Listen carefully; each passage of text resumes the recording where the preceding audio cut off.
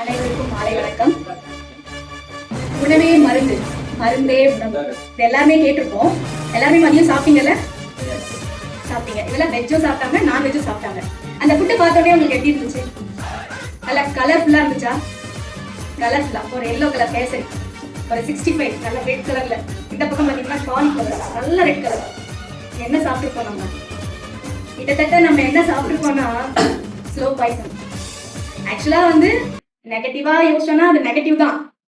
சில விஷயங்களை தவிர்க்கவும் முடியாது. நம்ம ஒரு இடத்துக்கு வந்துட்டோம், வேற வழி இல்லை, இந்த உணவை தான் சாப்பிட்டு ஆகணும் அப்படின்ற சூழ்நிலையில இப்ப இருக்கிறோம். நம்ம எங்க பாட்டி காலத்துல எல்லாம் சொல்லுவாங்க, ஒரு சளியோ இருமலை வந்துச்சுன்னா ஒரு மிளகை தட்டி போடு, ஒரு பூண்டை தட்டி போட்டு ஒரு ரசம் வச்சு கொடு, அந்த ரசத்தை சாப்பிட்டாலே போதும், அந்த சளி இருமல்லாம் சரியாயிடும் அப்படின்னு சொல்லுவாங்க. ஆனா இப்ப இருக்கிறவங்க ஒரு தும்மல் வந்துச்சுன்னா போதும், அடுத்த நிமிஷம் ஐசியூ ரேஞ்சுக்கு யோசிக்குவாங்க.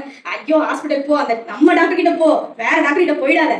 அதே பேராசிட்டமால் தான் கொடுப்பாங்க. அங்கேயும் வேற கிளினிக் போனாலும் அதே தான் தருவாங்க. இங்க 1500 ரூபாய் ஃபீஸ், இங்க ஒரு 300 ரூபாய் ஃபீஸ். அதுவும் பாத்துக்கோங்க, 300 ரூபாய் ஃபீஸ். கவர்மெண்ட் ஹாஸ்பிட்டல் இல்ல, எல்லாமே மெடிசனை நோக்கி ஓடிக்கிட்டு இருக்கும். குழந்தைங்க, ஒரு குழந்தைய நம்ம ஒரு கடை வீதிக்கு கூட்டிட்டு போக முடியுதா? ஒரு இந்த இந்த ஒரு ஆபீஸை விட்டு வெளியே போனா இங்க இருந்து நான் பஸ்ஸை பிடிக்கிறதுக்குள்ள கிட்டத்தட்ட ஒரு 20 டிஃபன் சென்டர் இருக்கு. ஒவ்வொன்றும் wow, momos, noodles, fried rice எல்லாமே கலர்ஃபுல்லா இருக்கு. ஆனா ஆபத்தானதுன்னு நம்ம எல்லாருக்குமே தெரியும். ஆனா நம்ம அதை தான் நம்மளும் சாப்பிடுறோம், நம்ம குழந்தைங்களுக்கும் வாங்கி கொடுக்குறோம். ஆனா வேற வழி இல்லை அப்படின்ற ஒரு சூழல்ல வாங்கி கொடுத்தா ஓகே. இப்ப இருக்கிற பசங்க ஈவினிங் ஆச்சா, அம்மா என்ன சமைச்சாலும் பரவாயில்ல, ஹோட்டல்ல ஒரு ஸ்விக்கியில ஒரு ஆர்டரை போடு, ஓகே ஒரு 500 ரூபாய் பில்லு வருமா, போட்டு விடுங்க சாப்பிட்டுக்கலாம் அப்படின்ற மாதிரி ஆயிடுச்சு.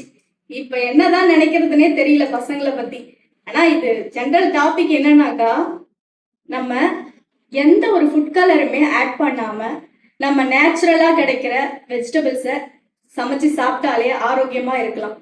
இதுக்கு மேல இந்த கலர் அந்த கலர்னு பர்டிகுலரா சொல்ல விரும்பல.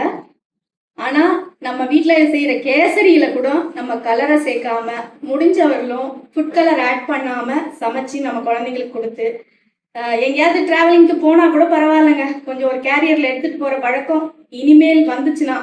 ஏன்னா எங்க பாட்டி காலத்துல கண்டிப்பா எடுத்துட்டு தான் போனாங்க, எங்க அம்மா காலத்துல எடுத்துட்டு போனாங்க, என் காலத்துல கம்மி ஆயிடுச்சு.